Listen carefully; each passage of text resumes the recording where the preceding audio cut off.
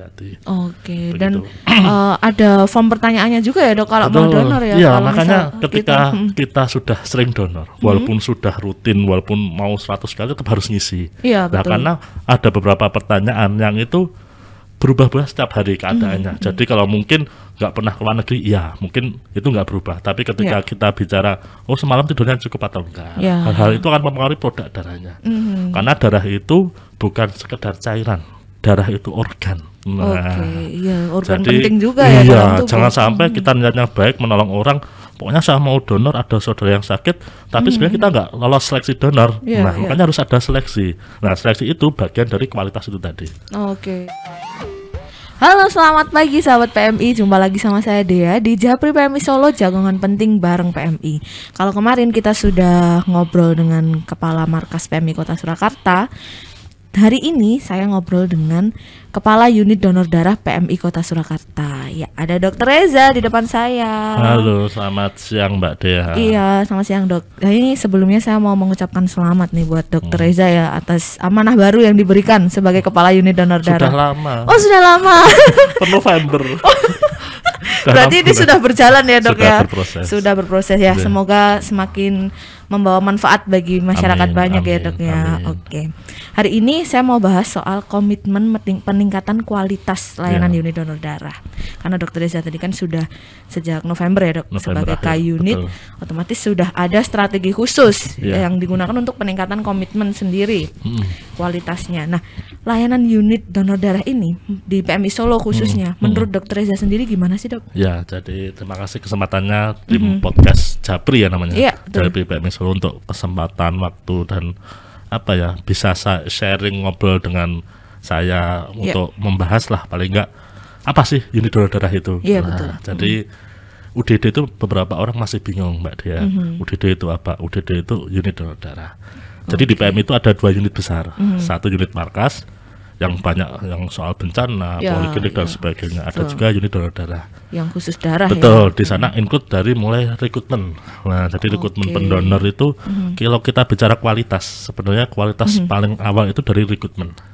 Nah, jadi ada istilahnya rekrutmen dengan daerah resiko rendah. Nah, rekrutmen dengan resiko rendah. Dengan resiko rendah. Iya. Nggak merekrut cowok aja Mbak Dea. Jadi pendonor itu juga ada standar yang harus dicukupi. Mau donor aja ada prosesnya ya dok ya. Apalagi milih cowok nih. Iya. Jadi Mbak Dea kalau nyari cowok ya harus ada rekrutmen. Saya melulu ganteng. Syarat pertama harus pendonor yang lebih dari 3 kali sih dok. Iya.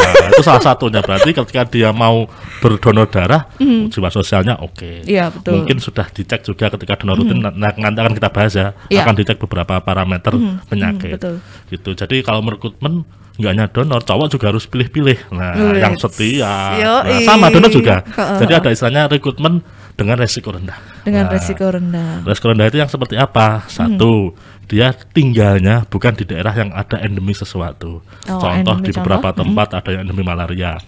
Ada yang di suatu tempat laporan kasus hepatitis B, hepatitis C, sifilis atau HIV-nya tinggi. Nah, itu termasuk resiko apa ya namanya?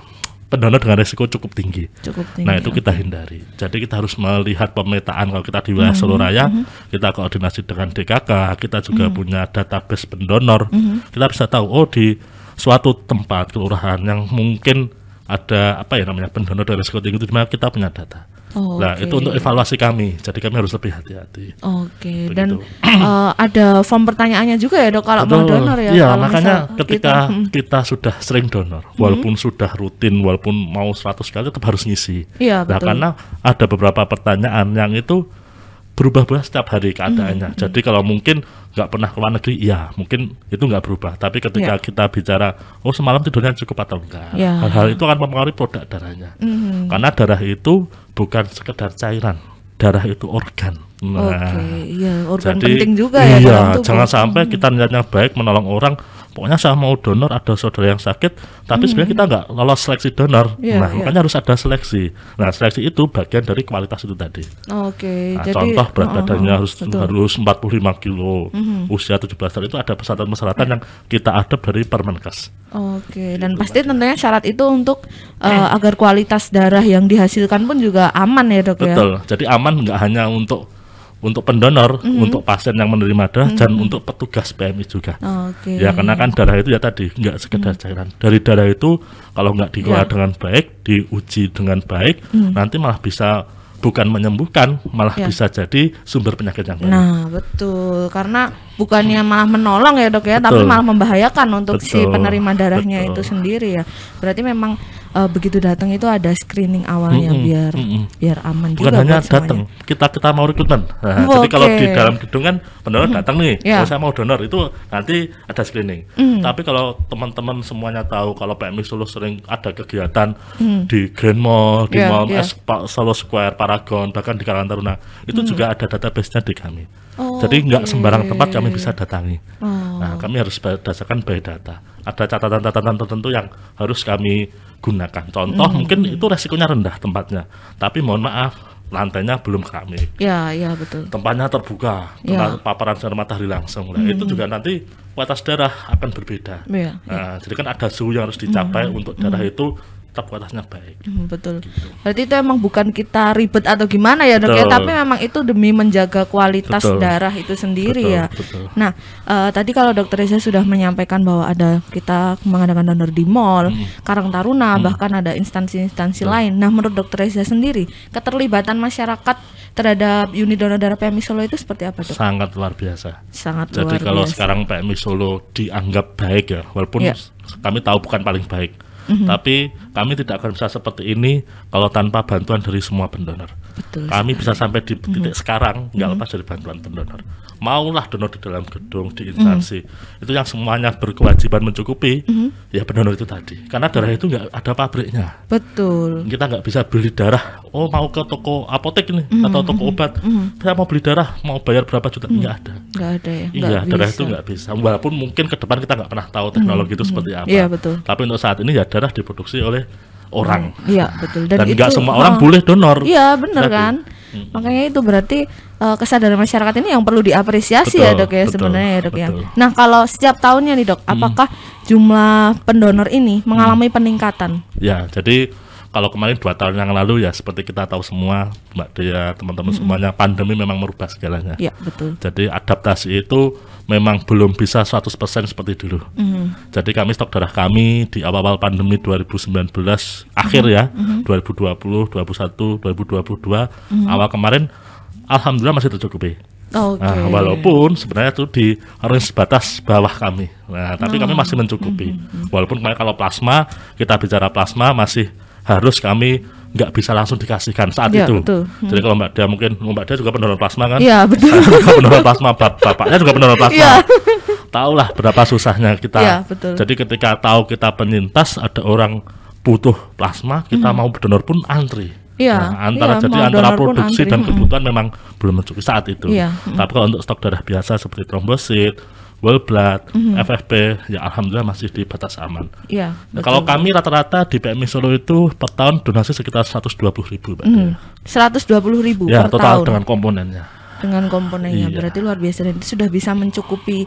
Range-nya itu apakah satu daerah atau bisa sampai ke luar kota? Ya, jadi kan kembali lagi PMI ini walaupun ada PMI Solo, PMI yang di sekitar kita ya, bukan berarti terus kita tidak melekat untuk saling membantu. Jadi ketika ada di teman-teman di PMI lain membutuhkan darah ya harus kita dropping. Kami pernah dropping sampai Sidoarjo. Belum lama ini 1 tahun yang lalu. Kami juga pernah dropping ke PMI provinsi waktu itu pernah. Ya ke Bumen juga setahu saya pernah dulu. Jadi memang saling membantu lah mana yang ada. Betul. Tapi kita nggak boleh terus karena kita membantu daerah lain stok kita habis. Nah makanya harus ada stok minimal. Di kita ada zonasi stok darah. Ada zonasi stok darahnya ya. Zona merah, kuning, dan hijau. Termasuk perempuan ada zonasi stok umur. Untuk nanti jangan terlalu lama nanti lewat batasnya. Open recruitment jodoh. Jadi harus ada zonasi umur sekian. Ini udah zona kuning berarti harus mulai apa yang dilakukan. Ini kok kayaknya dokter Reza ngupas ke saya ya. Termasuk nanti ketika zona merah ya berarti harus segera.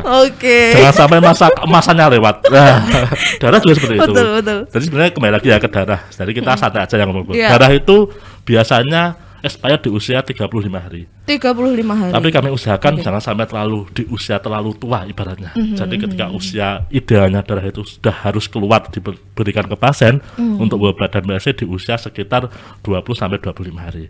Oke. Tapi apakah PMI Solo juga sudah aman, Dok? Maksudnya sebelum 25 hari atau mungkin setelah masuk kan prosesnya 4 jam nih. Setelah 4 jam atau mungkin 5 jam gitu darahnya keluar atau gitu. Jadi flow-nya cepat gitu loh, Dok. Jadi gini, kan kita nggak bisa ya mengontrol pendonor. Malah kita bikin kegiatan donor darah di bis donor depan pengadilan. Kita nggak akan bisa mengontrol, oh kita harus nyari A5, nyari B5, O5, AB5 biar klub 20 nggak bisa. Kadang di satu instansi atau di dalam gedung pun saat itu A-nya 10, O-nya 0, B-nya 0 pendonor yang datang. Nah jadi memang di beberapa usia darah ada yang usianya agak tua. Tua bukan berarti expired, karena kami concern banget harus mengamati setiap hari di bagian B2D2S usia darah tersebut. Gitu, nah kalau kita ngobrol soal komitmen peningkatan pelayanan ya, Dok ya. Ini kan zamannya itu sudah serba modern nih. Dan yang kita utamakan bukan lagi soal stok darah, walaupun stok darah masih menjadi prioritas kita ya. Tapi gimana nih caranya PMI Solo menghadapi tantangan bahwa kita harus memberikan darah yang berkualitas gitu? Ya, jadi komitmen kami, kalau mungkin sekarang stok kami aman walaupun di batas bawah tadi saya sebutkan, kita nggak boleh berpuas diri. Jadi kita bisa besar, bisa lebih baik lagi karena masukan dari orang lain. Makanya kami sangat terbuka, kami sangat senang kalau kami diberi masukan, karena itu akan membantu kami untuk lebih baik lagi. Karena kami sadar ketika tidak ada yang memberi masukan, tidak ada yang memberi kritik, kesannya landai. Nah bisa jadi suatu saat ini akan tergumpal meletus kayak gunung Merapi. Itu yang kami hindari. Makanya kami senang kalau ada beberapa masukan, ya walaupun memang sebenarnya lebih banyak juga mungkin yang miskomunikasi. Nah itu nggak apa-apa, itu menjadi tugas kami untuk mengedukasi. Karena memang kami tidak boleh lelah, tidak boleh bosan, tidak boleh capek untuk selalu berkomunikasi dengan pendonor. Kami sangat mendorong agar kami lebih dekat dengan pendonor. Jadi kasihan juga kalau pendonor rumahnya jauh sekali Wonogiri, sampai Solo gagal di HB kurang 0,1. Nah, itu juga harus kita pikirkan. Itu ya. PR kita harusnya sebenarnya kita mulai ketika datang walaupun gagal harus ada edukasi yang baik. Jadi mulai sekarang kami mulai ada dokter di shift siang. Dulu dokter cuma di shift pagi sampai setengah 3. Sekarang kami sampai shift siang jam 9 ada dokter yang standby di bagian donor darah. Harapannya ketika ketemu pendonor yang miskomunikasi atau butuh edukasi soal kesehatan nggak hanya donor, bisa konsultasi saat itu gratis. Masuk kalau saya kok tensinya tinggi, lah kalau nggak ada edukasi, nggak ada pengobatan, selamanya tinggi terus, tertolak terus nanti. Betul. Itu menjadi PR kami. Nah itu sih ya, kadang kan jauh-jauh datang ke sini ketolak cuma 0,01 aja kadang marah-marah kan, Dok. Makanya bisa langsung konsultasi gimana cara meningkatkan HB, mungkin kalau permasalahannya di HB atau gimana. Nah saya ini pernah baca artikel nih, Dok, mengatakan bahwa setiap 8 detik ya atau berapa itu orang meninggal karena kekurangan darah atau mungkin masalah ada di darahnya terkait dengan transfusi darah.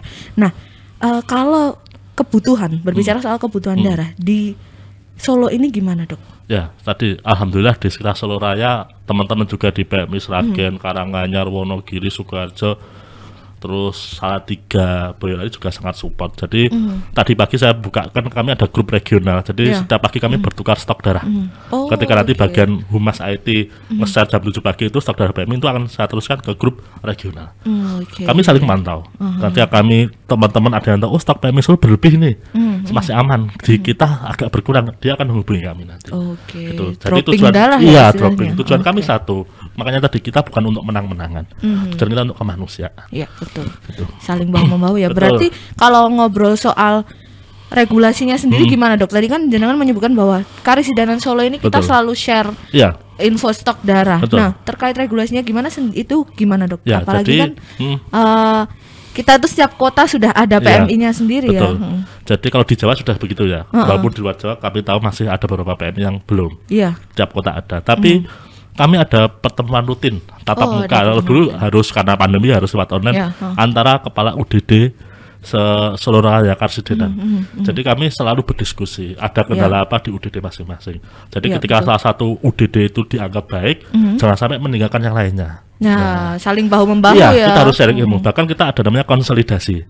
Jadi darah itu ada namanya quality control. Nah, PMI sekitar kita kayak Sragen, Karanganyar, Kebumen, terus Boyolali juga sering mengirim produknya untuk dites di PMI Surakarta. Nah, karena di kami ada SDM dan alat yang mampu untuk melihat kualitas dari darah tersebut.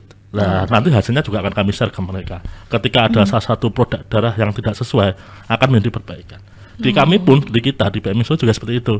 Jadi bukan berarti karena kita sudah ter-GMP, bentar lagi ISO terus kita lupa.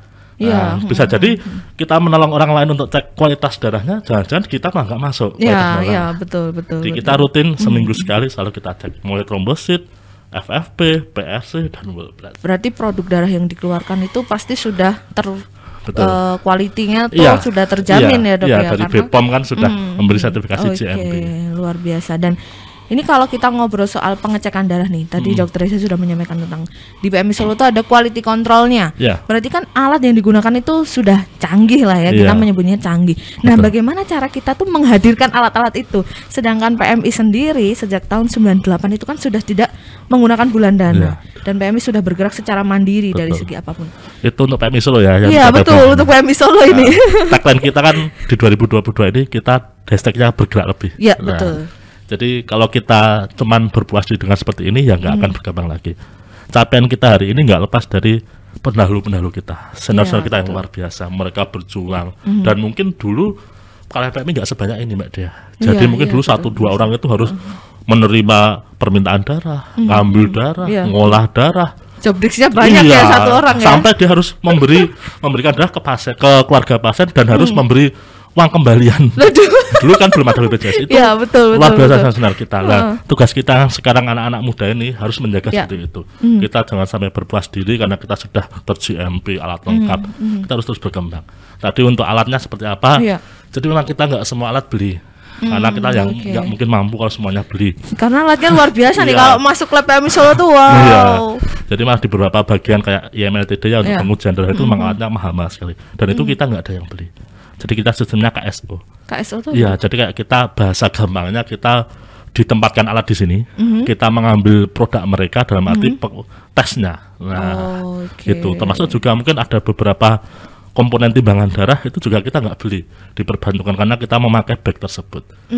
Gitu. Dan kita pastikan walaupun alat itu istilahnya dipinjam pakaikan, tidak boleh sembarang alat. Jadi kalau kita memakai alat harus ada kualifikasi validasi alat tersebut. Dan itu harus kita lihat, oh alat A ini udah terrekomendasi belum dari UTD PMI Pusat. Reagennya ini terrekomendasi belum. Nah, sensitivitasnya ada enggak? Harganya masuk e-katalog enggak? Nah, bukan karena like and dislike. Karena saya kenal dengan Mbak Dea, bapaknya Mbak Dea bawa alat ya pakai itu. Betul.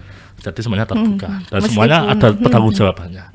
Gitu. Meskipun cuma pinjam pakai ya dok ya, tapi tetap harus ada standarnya karena lagi-lagi itu menyangkut kepentingan banyak orang juga dan produksi darah. Kembali lagi darah itu bukan sekedar cairan. Darah itu sangat luar biasa. Nah betul itu. Nah kalau kita tadi sudah ngobrolin soal alat nih, alatnya kan canggih, otomatis SDM-nya pun juga harus mengikuti perkembangannya. Nah gimana nih cara unit donor darah untuk peningkatan SDM-nya dok? Apalagi sekarang kan zamannya udah terus berkembang kayak betul. Terima kasih. Jadi memang SDM itu mau dimanapun menjadi problem bersama. Betul. Jadi mau kita di ASN, mau kita di pabrik atau kita di instansi seperti PMI yang bekerja sosial pun itu sering menjadi topik hangat. Dalam arti gini, kita nggak bisa menuntut semuanya harus sama kualitasnya, tapi paling nggak jangan sampai keluar dari jalurnya. Karena ketika SDM bertugas itu ada SPO-nya harus dikerjakan, tidak boleh semena-mena. Contoh waktu istirahat, saya mau istirahat sholat maghrib, saya mau istirahat dari jam 5:30 nih, sekalian sholat isya, ya jangan.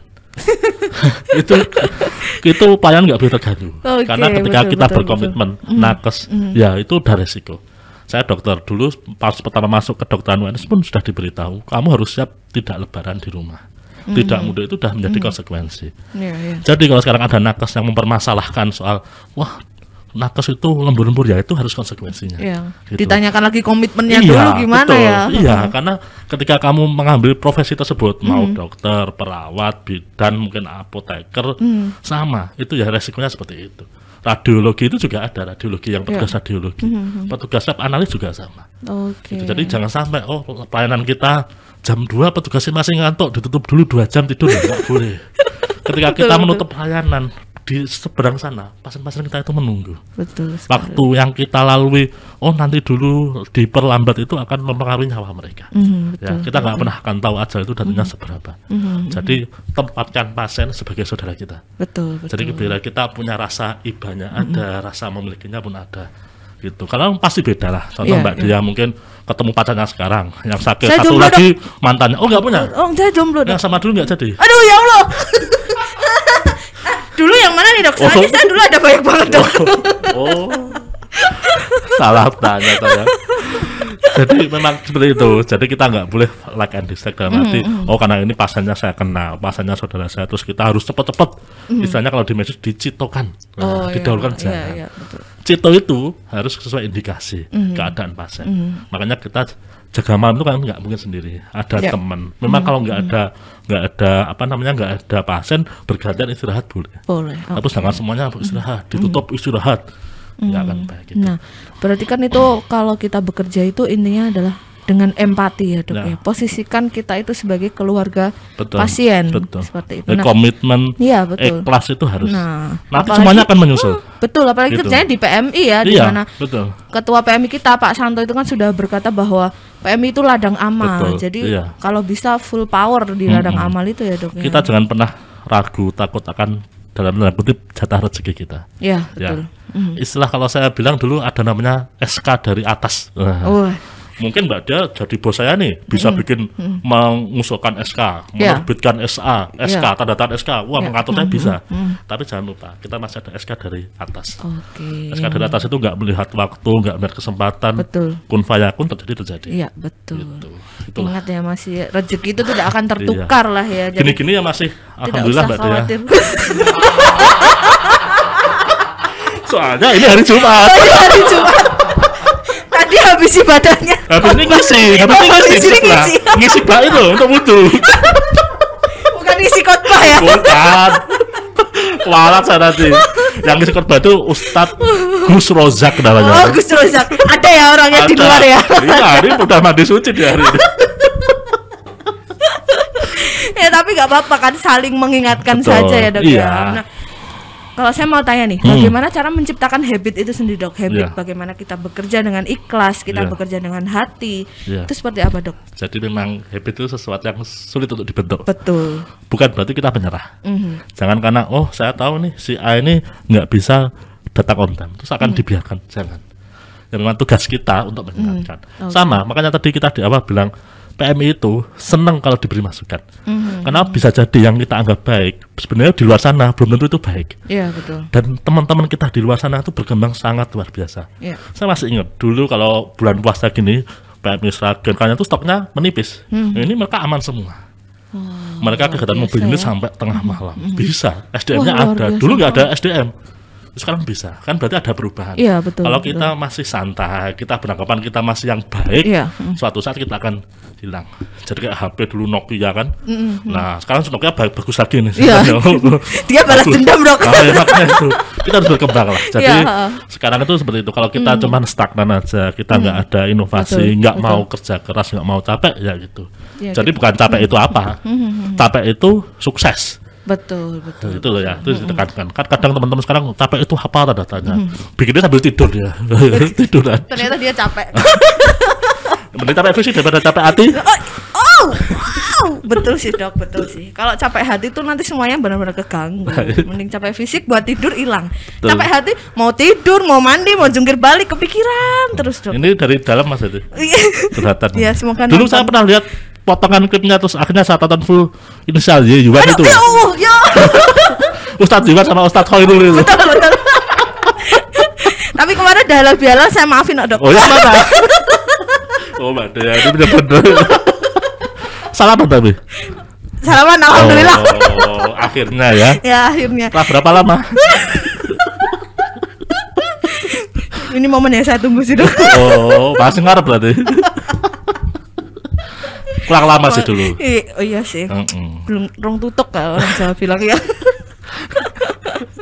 Nah, tadi kalau cara menciptakan habitnya sendiri adalah dengan terus mengikuti perkembangan zaman ya dok. Iya, terus harus diberi masukan terus. Jadi bukan berarti kalau kita ketemu SDM yang kita anggap ya, nggak usah yang lain, saya anggap saya tuh masih kurang bagus, kurang maksimal, ya saya harus diingatkan. Karena kita nggak boleh kita merasa kita udah paling bagus. Betul. Karena yang bisa melihat kita itu orang lain. Gitu. Iya, kita merasa saya udah bagus dan sebagainya. Enggak juga. Kadang malah kita terlalu fokus melihat orang lain sampai lupa melihat diri sendiri ya, makanya kita masih. Baiknya memang reward and punishment itu berjalan. Iya. Jadi kalau di beberapa tempat kan ada kalau karyawan yang tidak ambil cuti dalam setahun dapat reward, atau karyawan terbaik di bulan ini karena peranannya bagus, nggak apa-apa. Itu untuk memacu teman-teman biar lebih berkembang lagi, lebih baik lagi. Karyawan tergalau setahun ini. Gitu ada. Yo. Nyanyi terus dulu loh. Hati-hati di jalan. Kalau tadi kita sudah ngobrol soal strategi-strategi untuk peningkatan kualitas di unit donor darah ya dok ya. Kira-kira dok, 1-5 tahun ke depan, Dokter Reza itu berharapnya UDD PMI itu seperti apa? Jadi gini, saya pengen sekali, walaupun itu saya tahu itu susah dan mungkin bagi orang hampir mustahil. Tapi hampir itu kan ya tadi, nggak ada yang nggak mungkin. Betul. Kalau kita ya usaha, kita analisa, saya pengen prosentasi pendonor dari luar gedung dan dalam gedung itu minimal berimbang.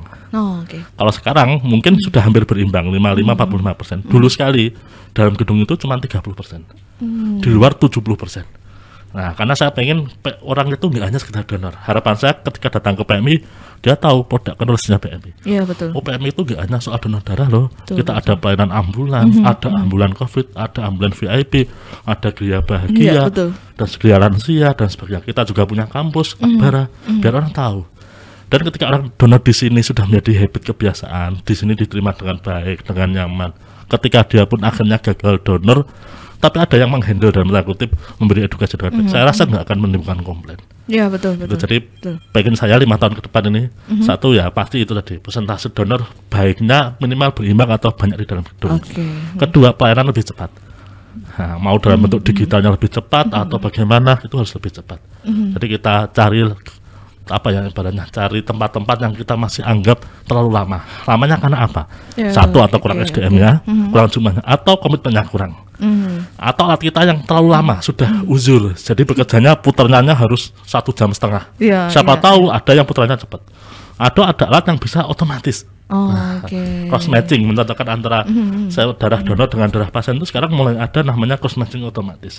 Sekarang sudah ada dan sudah ada beberapa PMI yang menggunakan. Siapa tahu dan kita implementasikan itu, PMI kita lebih cepat. Itu akan terus kita pelajari, kami dalami prosesnya seperti apa. Intinya kita harus tetap mengevaluasi ya, harus selalu tetap mengevaluasi, tetap mengikuti perkembangan zaman. Karena kalau kita nggak ikutin perkembangan zaman itu sama aja kayak ya terkubur oleh zaman kan dok. Sekarang sudah eranya, bentar lagi mobil listrik. Motor listrik sudah sekarang. Ke depan kayak gitu semua. Itu nggak bisa ditolak. Dan kita tidak bisa menghindari. Betul. Dan ke depan lebih memudahkan kita sebenarnya. Betul. Itu lebih hemat energi, lebih murah untuk biaya operasional. Iya, mau tidak mau memang kita harus memposisikan diri, harus siap dengan perkembangan zaman itu ya dok ya. Betul. Kalau kita sudah bicara tentang 1-5 tahun ke depan, harapannya Dokter Reza adalah tadi ya, semakin banyak pendonor yang datang ke gedung seperti itu, dan pelayanannya semakin baik. Pasti. Saya mau tanya, rencana terdekatnya unit donor darah itu apa dok? Ya, jadi kan kita ada di bulan Juni nanti, ada Hari Donor Darah Sedunia di 14 Juni. Kemarin saya ketemu dengan beberapa ibu-ibu yang luar biasa dari Jakarta. Ini masih menjadi rahasia aja, tapi bocorannya tempatnya di Pura Mangkunegaran, di pendoponya. Kita nantikan 14 Juni. Akan ada kegiatan donor massal di sana. Luar biasa ya. Berarti rencana terdekat ini tanggal 14 Juni memperingati Hari Donor Darah Sedunia ya dok ya. Dan tentu saja pasti ada agenda-agenda lain. Pasti ya, kami akan terus melakukan kegiatan-kegiatan yang meningkatkan kualitas kita. Jadi kita akan ada kegiatan webinar, kita akan ada kegiatan pelatihan internal maupun pelatihan eksternal.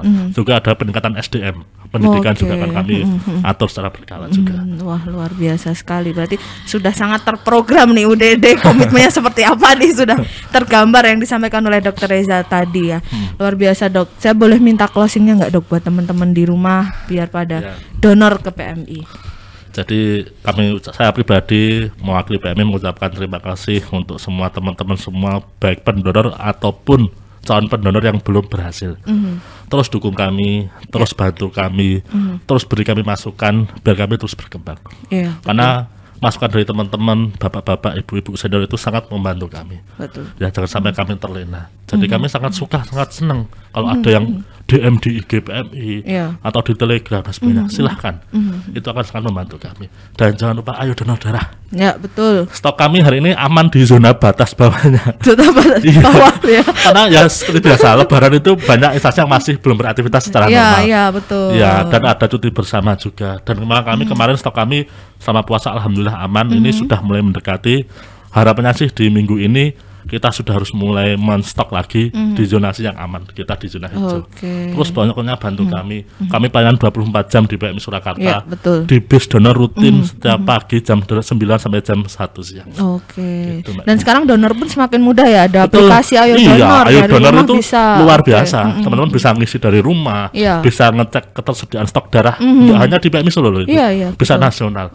Bahkan teman-teman bisa lihat, oh hari ini ada kegiatan mobile unit di mana saja bisa. Betul. Jadi kalau berencana, oh besok saya mau donor nih, cari informasi dulu bisa. Bahkan sampai ada tempatnya di mana selesainya jam berapa. Wah luar biasa. Bisa juga untuk upload kayak story feed gitu. Oh pas donor video sudah bisa belum? Belum. Oh baru foto ya, foto sama status ya, nggak apa-apa. Biar kita bukannya kita pamer sama riak bukan, tapi kita berlomba-lomba demi kebaikan. Iya betul. Apalagi ini kan ajakan yang positif ya dok ya. Donor kan juga bisa menjaga kesehatan tubuh juga. Udah pokoknya jangan lupa donor darah. Karena sekarang itu sudah, kalau saya menyebut sih ya dok, sudah tidak ada alasan untuk tidak donor darah. Menurut saya. Selagi kita sehat, selagi kita cukup mencukupi persyaratan rekrutmen donor tadi, why not gitu kan. Apalagi tadi itu menyehatkan, kualitasnya yang dihasilkan pun juga luar biasa. Oke, teman-teman mau jadi cowoknya Mbak Dia atau yang mau bisa. Minimal 3 kali donor sarannya. Kalau kaos kan minimal setahun 5 kali. 5 kali. Kalau Mbak Dia cukup 3 kali, bisa lah nanti kontak-kontak. Ya, donor keempat harus sama saya. Karena bener loh, syarat cari mantu di zaman sekarang tuh. Biar terbebas dari 4 parameter penyakit ya dok ya. Dengan caranya donor darah. Apalagi bapak Mbak Dea kan pendonor rutin juga. Nanti kalau ditanyain bapak saya, donor nggak mas? Jawabnya enggak kan malu. Yang dulu donor? Donor dok, ada buktinya. Baik, itu saja, sampai jumpa di Japri PMI Solo, jagongan penting bareng PMI. Dadah. Terima kasih.